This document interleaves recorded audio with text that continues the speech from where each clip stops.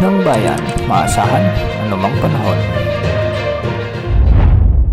Magandang oras po sa ating lahat. Narito na ang update sa lagay ng ating panahon ngayon at sa susunod na 24 oras. Kung makikita natin sa ating satellite animations ay may mga malawakang pag-ulan sa bahagi ng Bicol region at ilang bahagi ng Visayas, particular sa may Eastern Visayas. Dulot ito ng mga umiiral na weather systems gaya ng shearline, northeast monsoon at iba pa. Dahil nga sa shearline o bangga ng amihan at mainit na hangin, asahan ang maulap na kalangitan na may mga kalat-kalat na pagulan at mga isolated thunderstorms sa buong Visayas, sa may Bicol region, sa may Mimaropa at Quezon province. Dahil dito, may banta rin ng mga biglang pagbaha at pagguho ng lupa, lalo na kung may mga lalakas na pag-ulan. Minsan may mga inasahan din tayong matitinding pagbuhos ng ulan kaya pinag-iingat natin ang ating mga kababayan sa mga nabanggit na lugar.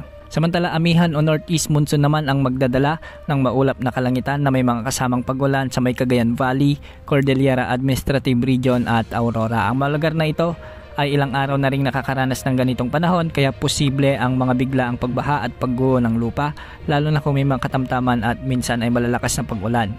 Sa Metro Manila at nalalabing bahagi naman ng Luzon ay magiging bagyang maulap hanggang sa maulap ang papawirin na may mga kasamang kalat-kalat na mahinang pagulan dulot pa rin ng umiiral na northeast monsoon. Sa buong Mindanao, asahan naman ang bahagyang maulap hanggang sa maulap na kalangitan na may mga isolated rain showers and thunderstorms. Dulot naman ito ng mga localized thunderstorms. Pagamat hindi naman oras-oras ay nagkakaroon ng mga pag-ulan sa buong Mindanao, asahan naman ang mga kalat-kalat na malalakas na pag-ulan kaya posible pa rin ang biglang pagbaha at pagguho ng lupa lalo na kung may mga umiiral na severe thunderstorms.